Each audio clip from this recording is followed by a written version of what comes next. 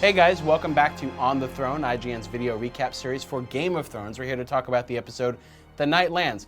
Not as strong an episode, I feel, as the premiere, but still great. We love Game of Thrones. There's always something great to focus in on. I think to sort of the core of this episode, there was a lot of things going on, of course, it's season 2. But Theon returning back home to the Iron Islands to Pike, I think, was almost centered this episode a little bit. And it was interesting to see Theon, the way he actually exists.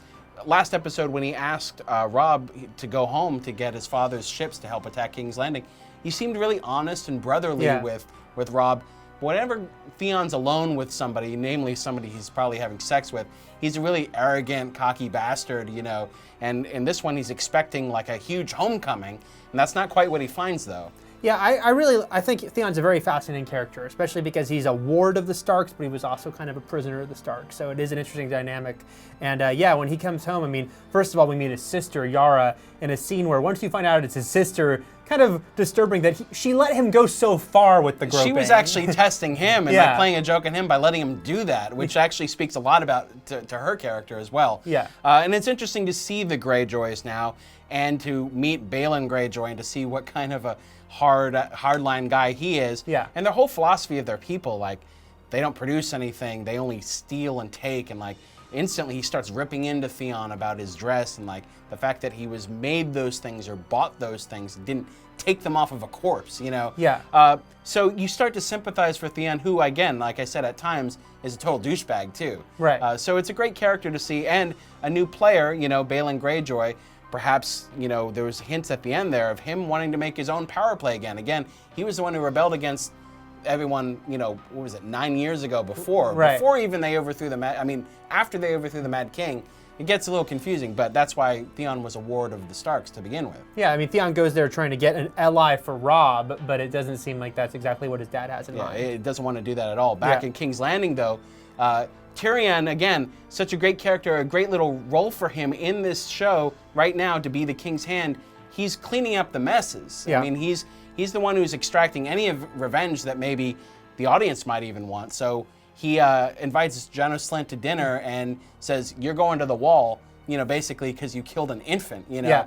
And you're a shady, horrible person too. But he's the one who's there to sort of clean up the messes, you know. Yeah, I mean, definitely, you know, look, there's so much injustice going on in this show, and it's not like Tyrion is just this great, noble character, but he certainly is doing some things that we want to see happen, and, you know, and at least there is some comeuppance for some of these characters. Like, really what he wants to do, because, of course, Tyrion is always out for Tyrion, really, but he wants to broker more of a peace treaty and be able to come to terms with people who are warring against the Lannisters. So he's only trying to cover up like the horrible things that are happening that are besmirching his own family's name. Yeah. And then we got a scene between him and Cersei, a great scene where you once again realize that Cersei has no control over Joffrey because Joffrey was the one who gave the orders to kill all the bastards. It wasn't Cersei.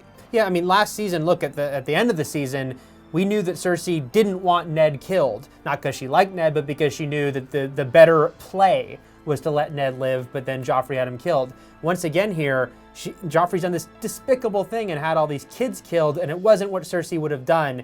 And it's not like she's, oh my God, you're not my son, but at the same time you see that, the loss of control there, which is a major thing for this character. Over at Dragonstone, we got to see a little bit more of the insecurities of Stannis Baratheon, somebody who came off so stern and sure in the premiere. Yeah. But it only seems like the only person he's trusting with these feelings is Melisandre, who everyone thinks might actually lead him to ruin. But he's saying, like, I don't have the men to take King's Landing, and I don't have the men to steal even the men that my brother Renly has, but I need those men.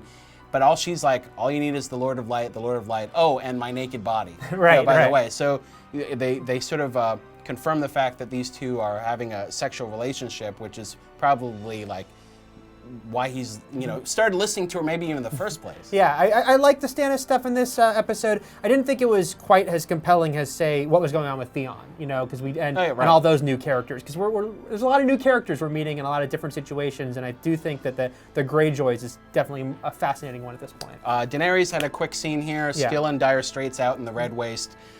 We got to actually see Arya, so it was nice to see her. She and Gendry had a great scene together. Yeah. Also, Yoren sticking up for his people, once again declaring the Night's Watch independent of any sort of political quabbling or quibbling that's going on.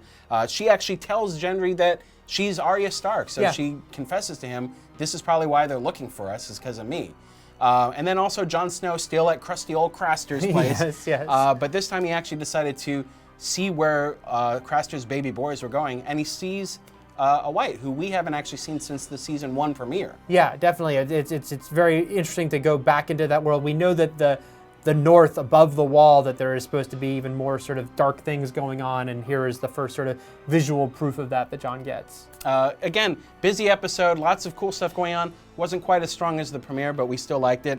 But now here's your chance, like I mentioned last week. Every week here we're giving away a prize pack with a partnership with HBO and the HBO store to give you some really cool Game of Thrones swag.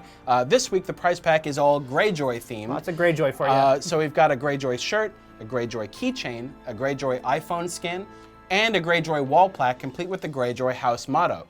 For a chance to win all of this, just send an email to winordie@ign.com and tell us your favorite scene from this week's episode, The Night Lands. And stay tuned next week for On the Throne, where we talk about the episode, What is Dead May Never Die. Team Greyjoy.